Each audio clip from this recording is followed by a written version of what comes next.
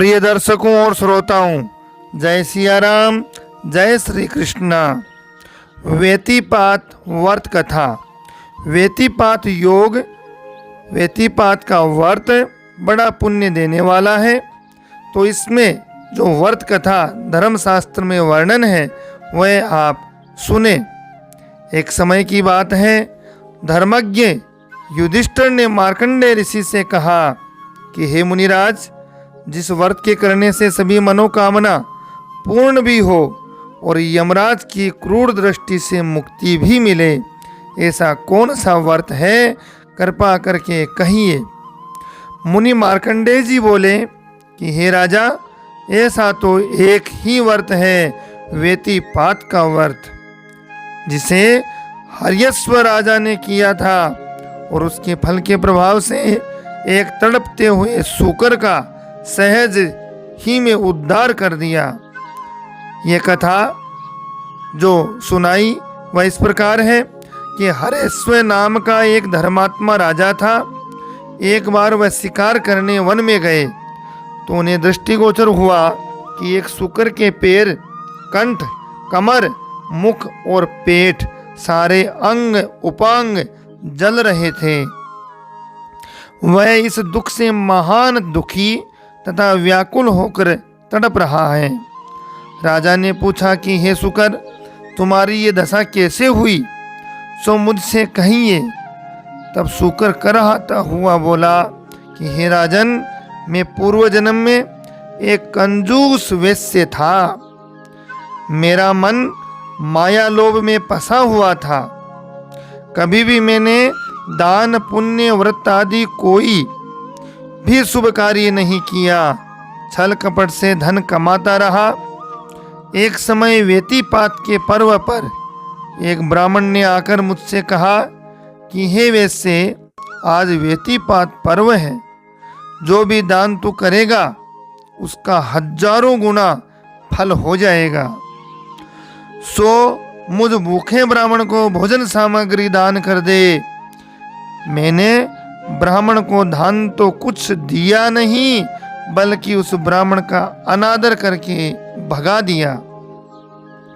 ब्राह्मण ने नाराज होकर मुझे श्राप दिया कि जिस प्रकार आशा की अग्नि मेरे शरीर में पृथक पृथक जल रही है, उसी प्रकार तेरे शरीर में भी दावाग्नि जले और तुझे वृक्षों से घिरे जल रहित निर्जन वन में शूकर की योनि प्राप्त हो। श्राप से भयभीत होकर मैंने ब्राह्मण के पैर पकड़ लिए और प्रार्थना की, मुझे माफ कर दो। लेकिन उसने कहा कि श्राप दिया हुआ वापस नहीं लिया जा सकता, यह तो तुझे भागना ही पड़ेगा। जी हाँ, जो श्राप दे दिया उसका जो भोग है वह तो तुझे भोगना ही पड़ेगा। मैंने पूछा कि मेरा इस दुख से छुटकारा कैसे होगा। उसने कहा कि जब इस व्यतिपात को करने वाला कोई व्यक्ति आकर तुझे अपने व्रत का फल दे देगा, तेरा ये दुख दूर हो जाएगा। सो हे राजा, आप इस व्रत को किए हुए हैं और कृपा करके यदि मुझे उसका फल दे दे तो मैं इस दुख से मुक्त हो सकता हूँ। व्यतिपात व्रत संपूर्ण पापों को हरने वाला भगवान विष्णु के समान कल्याणकारी है। हे राजन, चंद्र क्षय में किया गया दान का पुण्य 100 गुना, दिन क्षय में 1000 गुना, वर्ष की प्रथम संक्रांति में 1,00,000 गुना फल होता है। परंतु व्यतिपात में दान पुण्य अनंत गुना हो जाता है।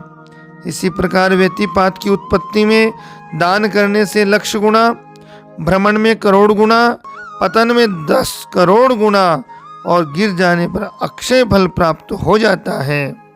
इस प्रकार आकृति, मूर्छना, काष्ठा, शैल तुल्य नाड़िका में भी पुण्य फल क्रमशः 1,00,000 करोड़ अरब और अनंत गुना हो जाता है। हे राजन, सोम सूर्य का पुत्र ये व्यतिपात योग शंख के समान कानू, लंबे होठों, लंबी भौं, दीर्घ नासिका, 8 नेत्रों, 4 मुखों और 18 भुजाओं वाला और 400 कोस लंबे चौड़े शरीर वाला है। हे राजन, माघ, फाल्गुन, मार्गशीर्ष, वैशाख या श्रावण इन महीनों में जब व्यतिपात आवे तो उत्तम व्यतिपात का आरंभ करें। उस दिन प्रातःकाल जल्दी उठकर नित्य क्रम से निवृत्त होकर स्नान आदि करके नए वस्त्र धारण करें। एकाग्र चित्त तथा पवित्र मन से व्यतिपात व्रत का धारणा करते हुए सिद्धिदायक व्रत के करने का संकल्प करें। 1 वर्ष पश्चात इस व्रत को करें। तत्पश्चात विद्वान ब्राह्मण को बुलाकर तथा शंख चक्र गदा पद्म को धारण करने वाले सुवर्ण जिनके हाथ में है ऐसे भगवान को 2 वस्त्रों से ढककर पूजन व षोडशोपचार पूजन करें। शक्ति के अनुसार सुवर्ण का दान करें और ये कहकर दान देवें कि हे सोम सूर्य के पुत्र व्यतिपात, मैं तुम्हें प्रणाम करता हूँ। मैं आज जो कुछ तुच्छ दान दे रहा हूँ सो अक्षय हो जाए।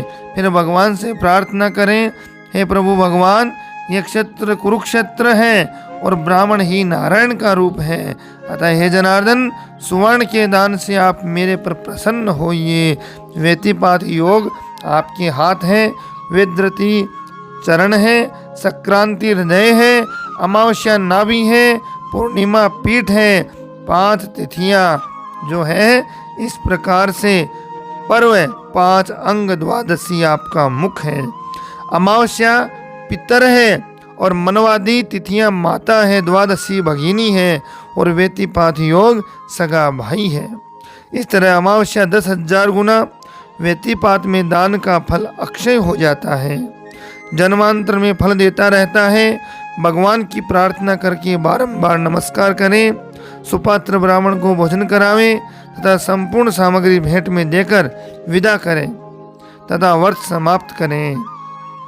हे राजन, आपने पूर्व जन्म में इस व्रत को ग्रहण किया था, अतः मेरे पर कृपा करते हुए आप इस प्रकार कहो कि स्वर्ग और अपवर्ग को देने वाले मेरे व्यतिपात व्रत के फल को मैं शुक्र के निमित्त देता हूँ। इस प्रकार शुक्र की विनती सुनकर राजा हरेश्वर ने शुक्र के निमित्त वह फल दे दिया। शुक्र तुरंत ही पापों तथा कष्टों से मुक्त होकर शुक्र देह को त्याग कर सुंदर वस्त्रों गहनों से सुशोभित होकर दिव्य विमान में सवार होकर स्वर्ग लोक चला गया। मार्कंडेय ऋषि बोले कि हे धर्मराज जी, युधिष्ठिर, ये व्यतिपात व्रत मनुष्य के सारे पापों को नष्ट करने वाला तथा स्वर्ग लोक के सुखों को देने वाला है। अतः नियमानुसार 13 व्यतिपातों का व्रत करके 14वें व्यतिपात के आने पर इसका उद्यापन करना चाहिए। 18 भुजाओं वाली व्यतिपात स्वर्ण मूर्ति बनाकर गणेश पूजन तथा स्वस्ति वाचन करें। नांदी मुख पूजन आचार्य के वर्ण करने के पश्चात ब्राह्मणों का वर्ण करें। फिर सुंदर और सुरम्य स्थान देखकर सुंदर मंडप बनावें। उसके बीच में सर्व लक्षणों युक्त सर्वत्रो भद्र मंडल की रचना करके उसके पूर्व में शर्करा से भरे हुए घट की स्थापना करें। उस पर तांबे या मिट्टी का पात्र रखें। उस पर व्यतिपात सहित श्री लक्ष्मी नारायण भगवान की सुवर्ण की मूर्ति स्थापित करें। ब्रह्मादि देवताओं का आह्वान करें। विधि पूर्वक पूजन करके सुगंधित फूल जल से अर्घ्य देकर, हे सोम सूर्य के पुत्र, हे प्रभु, मेरे इस अर्घ्य को स्वीकार कीजिए। और सूर्य सोम के पुत्र तुम होवहु तुम कृपाल, जन्म जन्म के पाप मम नष्ट करो तत्काल, ऐसी भावना करें। तत्पश्चात विधि पूर्वक चंद्र और सूर्य के निमित्त आहुति दें और फिर अश्वत्थ आग की 108 समिधाओं से विष्णु भगवान के निमित्त खीर की आहुति दें।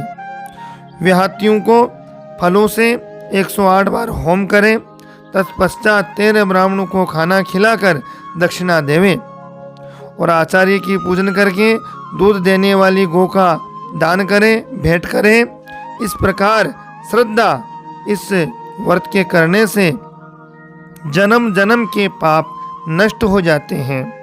इस व्रत को करने वाली स्त्री को वैधव्य दोष नहीं लगता और उसके सभी रोग दोष स्वतः ही दूर हो जाते हैं। ये दान पुण्य का बड़ा उत्तम योग है। यह धर्मशास्त्रों में इसकी विधि और कथा का वर्णन है। आप इस कथा और विधि को सुनिए और अपने पुण्य फल प्राप्त करें। साथ ही वीडियो चैनल को लाइक शेयर सब्सक्राइब कीजिए, अपने स्नेह प्रियजनों को भी कीजिए। साथ में ही आप बेल आइकन को जरूर प्रेस करें, जिससे समय पर आप तक यह सब कार्यक्रम पहुंच जाए। जय सिया राम, जय श्री कृष्ण।